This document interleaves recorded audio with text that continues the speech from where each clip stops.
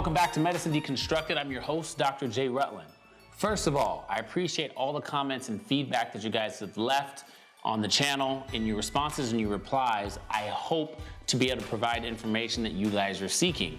Now, some of the questions that I have received, I'm gonna try to answer with video, and some of the questions that I received, I'm gonna just try to respond and reply to your comments.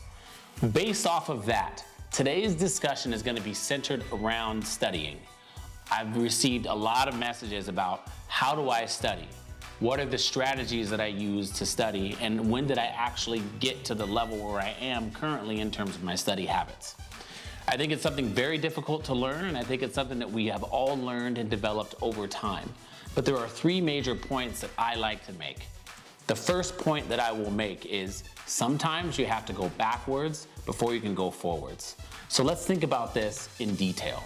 So when you're in high school or when you're in college and you're learning a particular subject matter, you probably have memorized some of the foundations of that subject.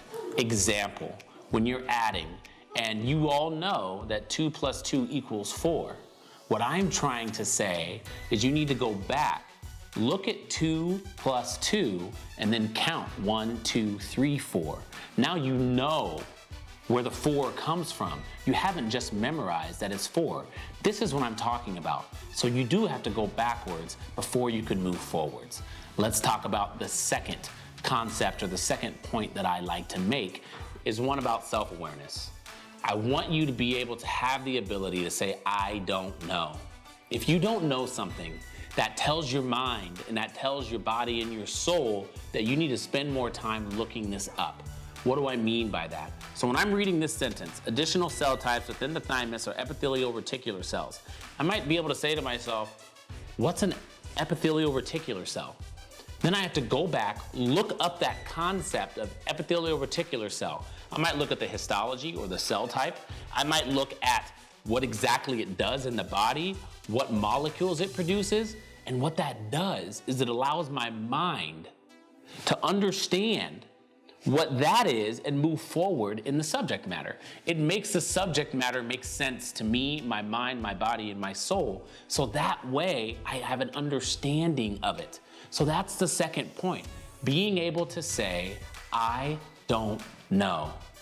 The third point that I want to make, and this is kind of 2 points within one, so just bear with me for a minute, but the third point is isolate and teach.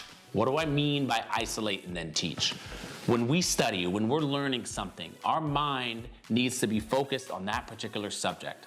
So what do? I go to Starbucks or I go to a local coffee shop, I play some music. I can't have words, so it's gotta be music scores or movie scores. It's gotta be classical music. It's gotta be music without words, and I focus on that subject matter. I'm isolating myself from everything, being by myself. I take it all in. I'm reading it, I'm understanding it, I'm looking things up. Then once I understand it, what do I do next? I come home, and I'll be honest with you, I teach it to my 6-year-old. I teach it to my little girl.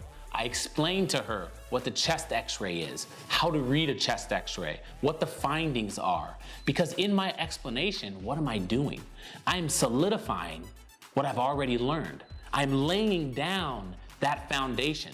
I'm taking a piece of brick, I'm putting it down, I'm adding cement on it, I'm laying another piece of brick as I'm articulating it and as I'm teaching it, and that's what's important. So let's go back and review the 3 things that I think should be applied to almost anyone's study habits, okay? Number 1, sometimes you gotta move back before you can move forward. Don't memorize anymore. Go back and understand what you memorized, and now I want you to know why 2 + 2 is 4, not that 2 + 2 = 4, right? Number 2 was have the awareness to say, I don't know. That's huge. Say, I don't know. If your professor asks you a question, if you're rounding in the hospital and they ask you a question and you don't know, say, I don't know. Don't just start talking and blabbing. Say, I don't know. Tell your mind that. You'll look it up. The third point, isolate and teach. Isolate yourself, learn the material, come home, teach it to somebody else. I appreciate you guys being with me today. I appreciate you guys having interest in the channel. Please leave your comments and your feedback. If you haven't already, you can follow me on Instagram at Dr. J. Rutland. You can also hit the subscribe button below to subscribe to the channel. I appreciate you being here. And remember, I want you to be better today than you were yesterday. Thanks for joining.